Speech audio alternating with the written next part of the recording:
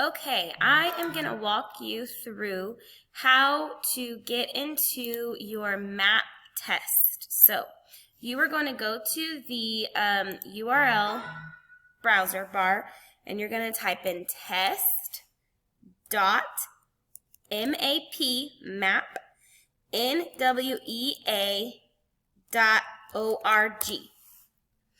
And it'll bring up your testing window. If you have an error, then let us know and we can show you a video to fix that.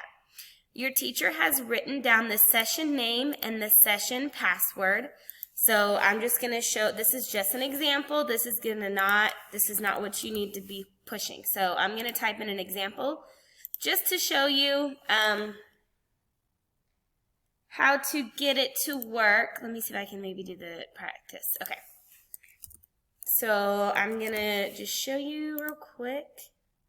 So then you're gonna choose your test, and you're going to pick the grade that you need.